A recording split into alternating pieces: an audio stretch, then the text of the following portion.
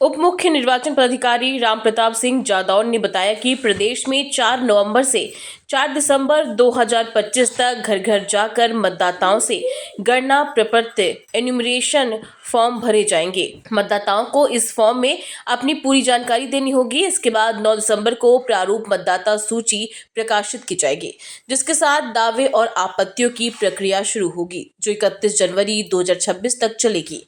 वहीं 7 फरवरी 2026 को अंतिम मतदाता सूची जारी की जाएगी।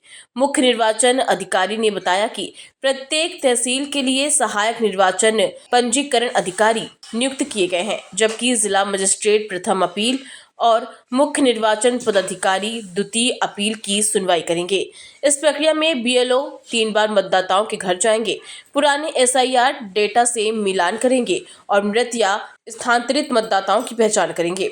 हर मतदान केंद्र पर अधिकतम 1200 मतदाता ही होंगे। झुग्गी बस्तियों और नई कॉलोनियों में नए मतदान केंद्र बनाए जाएंगे। निर्वाचन आयोग ने कहा कि यह प्रक्रिया पारदर्शी, समावेशी और त्रुटि रहित मतदाता सूची सुनिश्चित करेगी। नहीं, उसमें क्या है, इन्यूमरेशन फॉर्म जो बीएलओ द्वारा मतदाता सूची से निकाल के जो उसको दिया जाएगा, उसमें प्रत्येक मतदाता अपनी ये जानकारी भरेगा, ये वाली अथवा ये वाली, ठीक है। ये वाली तो सब भर देंगे।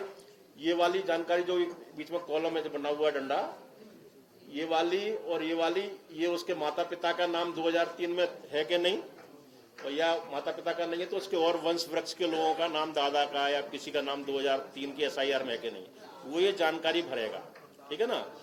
अब मान लो कोई ये जानकारी गलत भरता है या डबल भर देता है, कोई भी मिथ्या चीज करता है।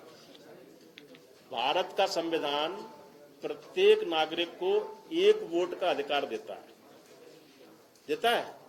एक वोट का अधिकार देता है, मतलब आपका एक जगह मतदाता सूची में नाम होना चाहिए।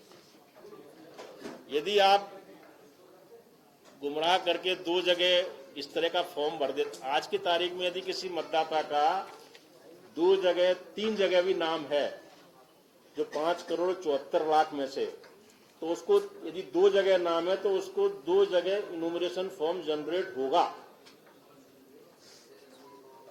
संविधान के अनुसार उससे अपेक्षा की जाती है कि अपना जहां नाम रखना चाहता है वहां का इन्यूमरेशन फॉर्म भरे।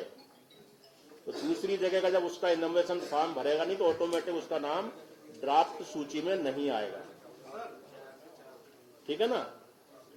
तो वो रिप्रेजेंटेशन ऑफ पीपल एक्ट, यदि वो दोनों जगह नाम भरता है, दोनों जगह इन्यूमरेशन फॉर्म भर देता है और गलत काम करता है, उसके लिए वो रिप्रेजेंटेशन और पीपल एक्ट 1950 की धारा 31 का प्रावधान उस पर लागू होता है।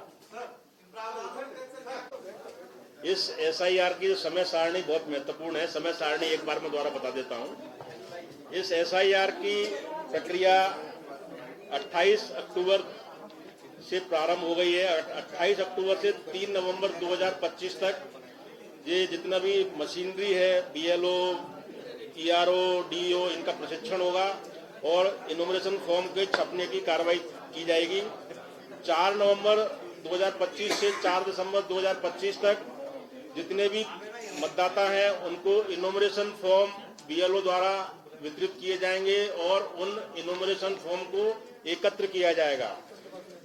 उसके पश्चात 9 दिसंबर 2025 को प्रारूप मतदाता सूची का प्रकाशन होगा।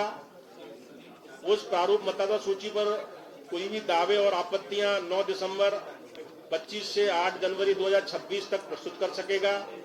जिनके इन्यूमरेशन फॉर्म प्राप्त नहीं होंगे उनको नोटिस दिए जाएंगे और उन पर सुनवाई और उन्हें दस्तावेज प्रस्तुतिकरण का अवसर दिया जाकर उनके संबंध में विधिवत स्पीकिंग ऑर्डर संबंधित ईआरओ पास करेंगे। ये कार्रवाई 9 दिसंबर 2025 से 31 जनवरी 2026 तक की जाएगी। उसके पश्चात अंतिम मतदाता सूची का प्रकाशन, फाइनल मतदाता सूची का प्रकाशन 7 फरवरी 2026 को किया जाएगा। धन्यवाद।